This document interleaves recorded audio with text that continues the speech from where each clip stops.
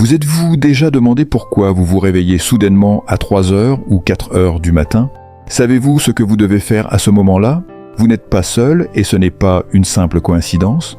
Aujourd'hui, nous allons découvrir la signification spirituelle du réveil à chaque heure de la nuit, de 1 heure à 5 heures du matin. Plus important encore, nous explorerons ce que vous devez faire la prochaine fois que vous vous réveillerez à ces heures. Plongeons dans ce phénomène fascinant d'un point de vue scientifique, révélant pourquoi c'est votre moment énergétique le plus puissant. Nous discuterons également de la manière dont vous pouvez exploiter cette force pour manifester les bénédictions de Dieu dans votre vie. Préparez-vous car quelque chose de magique se produit à ce moment-là et attend que vous le découvriez avant d'explorer la signification des différentes heures. Comprenons pourquoi se réveiller la nuit est si puissant et pourquoi 3 heures du matin est considérée comme l'heure des dieux. Se réveiller la nuit, en particulier entre 3 heures et 4 heures du matin, a de profondes significations énergétiques et spirituelles, ainsi qu'une explication scientifique intrigante. D'un point de vue scientifique, l'explication réside dans notre cycle de sommeil pendant la phase REM qui se produit généralement entre 3 heures et 5 heures du matin. Notre cerveau est très actif et nos rêves sont plus vifs. C'est un paradoxe même si nous sommes en sommeil profond. Le sommeil paradoxal est l'une des phases où il est le plus facile de se réveiller. Si vous vous êtes déjà réveillé à cette heure, vous étiez probablement en sommeil paradoxal. Votre cerveau était probablement très actif avec des rêves, même si vous ne vous en souvenez pas au réveil. Vous étiez pour ainsi dire proche de votre subconscient. Faites attention car c'est crucial. Lorsque nous nous réveillons soudainement du sommeil paradoxal, notre subconscient est à son plus actif, ce qui en fait le moment idéal pour communiquer avec le Créateur chaque nuit. L'éveil peut être vu comme une porte d'entrée vers votre subconscient. C'est un moment où votre esprit est plus réceptif et ouvert à une introspection profonde. C'est le secret qui a conduit des milliers de personnes à travers les siècles à prier ou à méditer pendant cette heure sacrée. Saviez-vous que 3h40 du matin est considérée comme l'heure des dieux? On dit que le voile entre les mondes physiques et spirituels est plus mince pendant ces heures, permettant une connexion plus forte avec l'univers, notre moi supérieur et le divin. Avez-vous déjà ressenti une paix particulière ou une clarté mentale au réveil?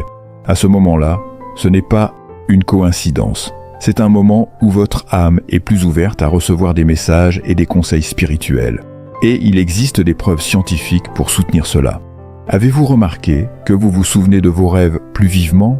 Lorsque vous vous réveillez pendant ces heures, la réponse réside dans la mélatonine, l'hormone du sommeil, qui commence à diminuer à cette période nous préparant à un réveil naturel. Lorsque les niveaux de mélatonine chutent, votre cerveau entre dans un état de transition entre le sommeil et l'éveil, cela crée une fenêtre optimale pour se souvenir et réfléchir à vos rêves. Mais que signifie vraiment se réveiller à une heure spécifique de la nuit? Chaque heure porte son propre message, une signification unique liée à notre état émotionnel, mental et spirituel. Maintenant que nous comprenons pourquoi ce moment est si spirituellement puissant, soyez très attentifs. Nous sommes sur le point de plonger dans la partie la plus importante de la vidéo. Nous allons décoder la signification derrière le réveil, à chaque heure de la nuit de 1 heure à 5 heures. Chaque heure a son propre message, mais plus important encore, nous explorerons ce qu'il faut faire et comment exploiter ce moment puissant. Commençons par ce que signifie se réveiller entre 1 et 2 heures du matin. Si vous vous trouvez éveillé entre 1 et 2 heures du matin, cela suggère que vous êtes aux prises avec un conflit interne. Votre subconscient peut faire remonter une peur ou une inquiétude à la surface, perturbant votre sommeil. Réfléchissez à vos émotions récentes. Y a-t-il quelque chose de profondément troublant pour vous? Êtes-vous aux prises avec des sentiments de ressentiment ou remettez-vous en question vos choix quotidiens? Ou vous sentez-vous coincé entre deux options? Vous ne savez pas quel chemin est le bon. Quelle que soit votre réponse, vous avez ce moment magique d'énergie puissante pour interroger Dieu sur vos préoccupations. C'est un moment d'introspection profonde. L'énergie de cette heure vous invite à regarder à l'intérieur pour explorer vos pensées et vos sentiments les plus intimes. C'est une chance de réfléchir à votre journée, à vos décisions et à vos émotions. Avez-vous ignoré quelque chose qui doit être abordé? Y a-t-il un sentiment ou une inquiétude que vous avez mis de côté? Votre subconscient essaie peut-être de communiquer avec vous, vous incitant à prêter attention à certains aspects de français. Votre vie vous avez peut-être négligé. Lorsque vous vous réveillez entre 1 et 2 heures du matin, il est crucial de ne pas ignorer ce réveil. Au lieu d'essayer de vous rendormir immédiatement, prenez un moment pour la méditation ou la prière. Cela peut être un moment puissant pour vous connecter à votre moi intérieur et au divin. Si vous vous sentez submergé par vos pensées, tenir un journal peut être un excellent moyen de les libérer. Demandez-vous quelles émotions je ressens en ce moment, qu'est-ce qui m'inquiète, que dois-je changer dans ma vie pour me sentir plus en paix dans la Bible. Nous trouvons comment Joseph de Nazareth a fait des rêves révélateurs et significatifs pendant des moments de grande inquiétude qui le réveillaient. La nuit, ses rêves étaient donc cruciaux pour le guider et protéger sa famille. La première fois que cela s'est produit, c'était lorsqu'il était profondément troublé en apprenant que Marie était enceinte avant leur mariage. Il envisageait de la quitter discrètement pour éviter la honte publique. Mais dans un rêve, un ange du Seigneur lui apparut et dit « Joseph, fils de David, n'aie pas peur de prendre Marie pour femme, car l'enfant conçu en elle vient du Saint-Esprit. Elle enfantera un fils, et tu lui donneras le nom de Jésus, car il sauvera son peuple de ses péchés. » Quand Joseph s'est réveillé, il n'avait aucun doute. Il a prié et a cru avec une foi profonde que le rêve était un message de Dieu. Il a agi en conséquence. Quand Joseph s'est réveillé, il a fait ce que l'ange du Seigneur lui avait commandé et a pris Marie chez lui comme épouse. Après la naissance de Jésus, Joseph a de nouveau fait face à une situation dangereuse lorsque le roi Hérode a cherché à tuer l'enfant au milieu de son inquiétude. Un ange du Seigneur lui est apparu dans un rêve et lui a dit « Lève-toi, prends l'enfant et sa mère et fuis en Égypte. Reste là jusqu'à ce que je te le dise, car Hérode va chercher l'enfant pour le tuer. » Joseph a immédiatement agi sur les instructions de l'ange en emmenant sa famille en Égypte, où ils étaient à l'abri de la menace d'Hérode. Après la mort d'Hérode, un ange du Seigneur est apparu une fois de plus dans un rêve à Joseph en Égypte et lui a dit « Lève-toi, prends l'enfant et sa mère et va en terre d'Israël, car ceux qui essayaient de prendre la vie de l'enfant sont morts. » Joseph a obéi et est retourné avec sa famille en Israël, s'installant finalement à Nazareth. Cependant, lors de leur voyage de retour, Joseph a appris qu'Axélus, le fils d'Hérode, régnait en Judée et craignait pour sa famille. Sécurité dans un rêve. Il fut une fois de plus averti, mais quand il entendit qu'Aral régnait en Judée à la place de son père Hérode, il eut peur d'y aller. Ayant été averti dans un rêve, il se retira dans le district de Galilée. Alors Joseph emmena sa famille à Nazareth, où Jésus grandit dans un environnement sûr. Ces histoires prouvent que dans les moments de désespoir, confusion ou peur, nous devrions utiliser le temps puissant où nous nous réveillons entre 1 heure et 2 heures du matin et nous souvenons clairement de nos rêves. N'est-ce pas magique de se rappeler un message de Dieu dans ses rêves quand on se réveille? Ne sois pas alarmé, ferme les yeux, respire profondément et ouvre ton cœur. Ressens-tu cette énergie? C'est ton moment de prier. Cherche la clarté et manifeste tes désirs les plus profonds. Voici une prière puissante pour apaiser ton esprit et ton cœur confiant que Dieu est avec toi et t'aidera à surmonter tous les défis auxquels tu fais face. Seigneur, dans ce moment de calme et d'obscurité, je viens à toi avec un cœur lourd d'inquiétude. Tu connais mes peurs, angoisses et doutes. Je te demande de m'envelopper de ta paix, la paix qui surpasse toute compréhension. Aide-moi à libérer-le. Je porte des fardeaux et j'ai confiance que tu contrôles toutes choses. Donne-moi la sagesse de faire face aux défis et la force d'avancer. Je te demande de me guider et de m'illuminer. Ta présence m'accompagne à chaque pas que je fais. Seigneur, je te confie mes soucis et j'ai confiance que tu me soutiendras. Amen. Regardons l'heure suivante. Que signifie se réveiller entre 2 et 3 heures du matin? Se réveiller entre 2 et 3 heures du matin peut être un signe de maladie ou une indication que quelque chose dans votre corps ou votre esprit a besoin d'attention. Pendant cette heure, votre corps et votre esprit sont les plus vulnérables et tout déséquilibre peut se manifester par des troubles du sommeil. Vous êtes-vous déjà réveillé à ce moment-là? Vous vous sentez agité ou mal à l'aise? Cela pourrait être un appel à vous occuper de votre bien-être physique et émotionnel. En médecine traditionnelle chinoise, cette période est associée au foie, un organe crucial pour la détoxification et la régénération du corps.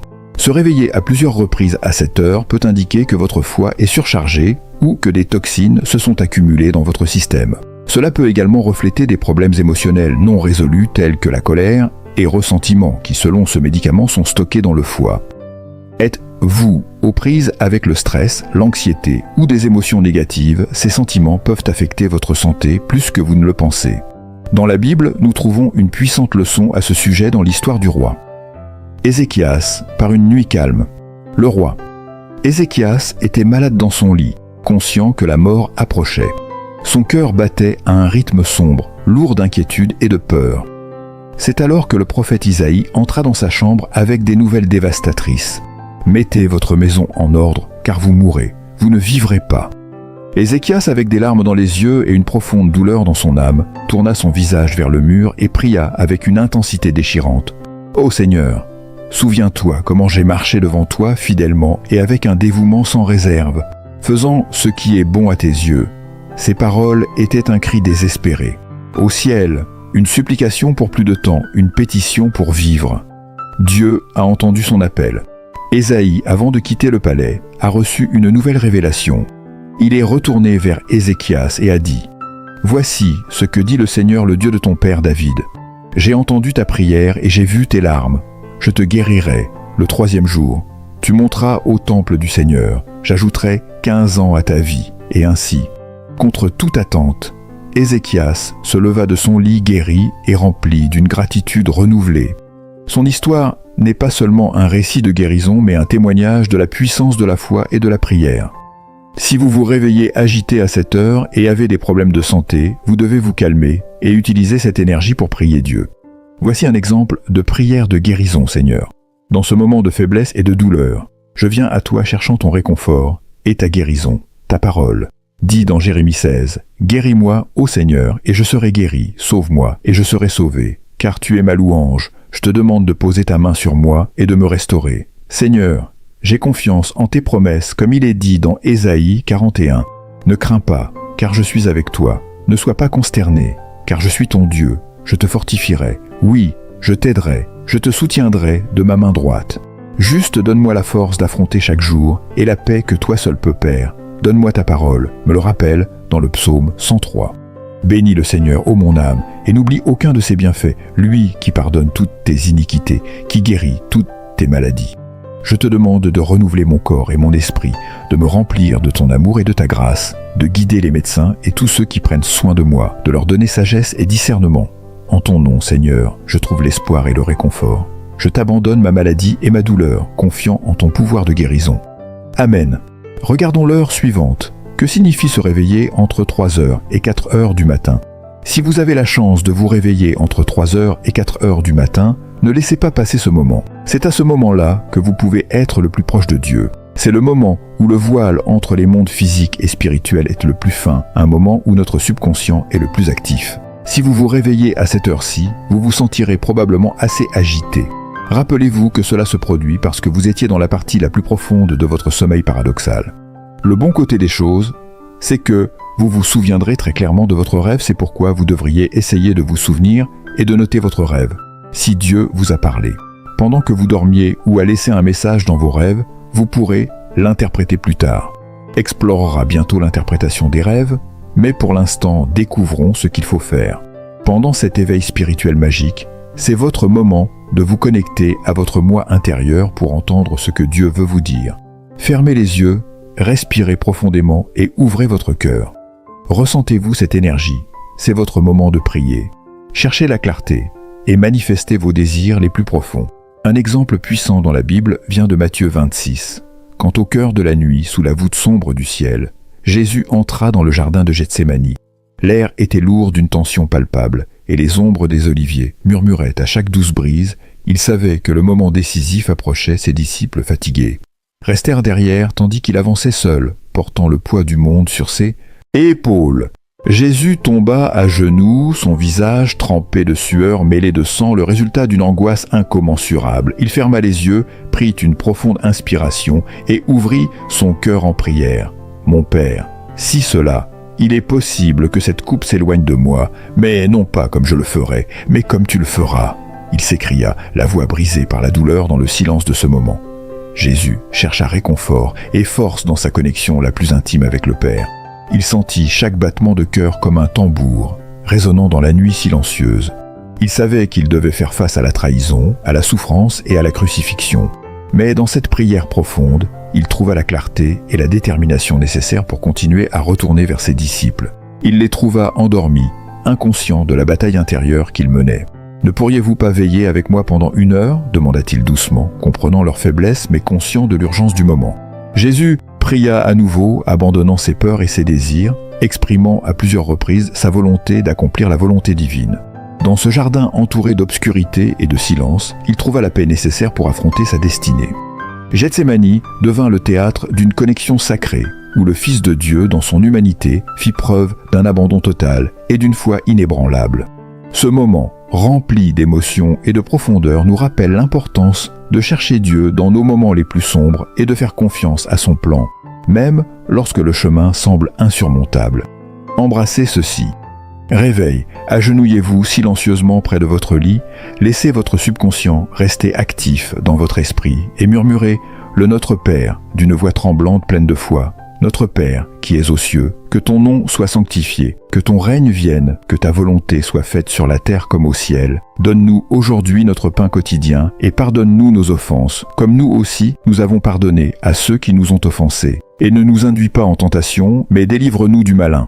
Amen. Sentez-vous la présence de Dieu? Chaque mot, chaque pause résonne dans votre âme. Les doutes s'estompent, tandis qu'une chaleur réconfortante enveloppe tout. C'est comme si une main invisible caresse votre cœur. Vous assurant que vous n'êtes pas seul, faites de ce moment puissant un nouveau départ, une chance de renouveler votre foi. Fermez les yeux et continuez à prier. Ressentez une connexion profonde, comme si Dieu lui-même écoutait chaque mot, chaque soupir. Alors que la première lumière de l'aube commence à filtrer, vous saurez que vous avez vécu quelque chose d'unique, quelque chose qui ne se révèle que dans le silence et la solitude de la nuit. Regardons la dernière heure, que signifie se réveiller entre 4 heures et 5 heures. Réveil entre 4 heures et 5 heures du matin est un signe que vous êtes prêt pour un nouveau départ. C'est le moment de définir vos intentions et de vous préparer pour la journée avec énergie et clarté. Dans cette période précédant l'aube, le monde commence à s'agiter doucement et avec lui. Votre esprit et votre âme. Vous êtes-vous déjà réveillé à cette heure en ressentant un mélange de calme et d'énergie renouvelée? Cette période marque la fin de la nuit et le début d'un nouveau jour, symbolisant la renaissance. C'est un moment propice pour recevoir l'inspiration et la clarté dans vos pensées. Peut-être y a-t-il quelque chose dans votre vie qui a besoin d'un nouveau départ, une nouvelle perspective. De quel changement pourriez-vous avoir besoin dans votre vie? Saisissez ce moment de sérénité et de concentration. Fixez des intentions claires pour la journée à venir. Passez quelques minutes à méditer, prier ou faire des exercices comme le yoga pour activer votre corps et votre esprit. Demandez-vous quels objectifs je veux atteindre aujourd'hui, que puis-je faire différemment pour améliorer mon bien-être et mon bonheur. La résurrection de Jésus est le plus grand symbole de renaissance et de nouveau commencement dans la Bible. Cet événement s'est produit à 7 heures à l'aube, marquant la victoire sur la mort et la promesse d'une vie nouvelle pour toute l'humanité. À l'aube du 3e jour, après la crucifixion de Jésus, Marie-Madeleine et l'autre Marie se rendirent au tombeau. Elles découvrirent que la grande pierre qui recouvrait l'entrée avait été déplacée. Un ange rayonnant comme l'éclair leur dit « N'ayez pas peur, vous cherchez Jésus le crucifié. Il n'est pas ici car il est ressuscité comme il l'a dit. Venez voir l'endroit où il a été déposé. » Cet événement n'est pas seulement le cœur de la foi chrétienne, mais aussi un puissant symbole de renaissance et d'espoir. Tout comme Jésus est ressuscité, laissant derrière lui les ténèbres de la mort, nous aussi pouvons laisser derrière nous nos luttes et recommencer chaque jour. Quels domaines de votre vie ont besoin d'un nouveau départ? Se réveiller pendant cette période peut être une invitation à réfléchir sur votre vie et à rechercher une transformation personnelle. Utilisez ce moment pour méditer sur vos objectifs et renouveler votre esprit avec espoir et détermination. Il n'y a pas de meilleure prière pour ce moment que le psaume 23. Le Seigneur était mon berger, je ne manque de rien. Il me fait reposer dans de verts pâturages. Il me conduit près des eaux paisibles. Il rafraîchit mon âme.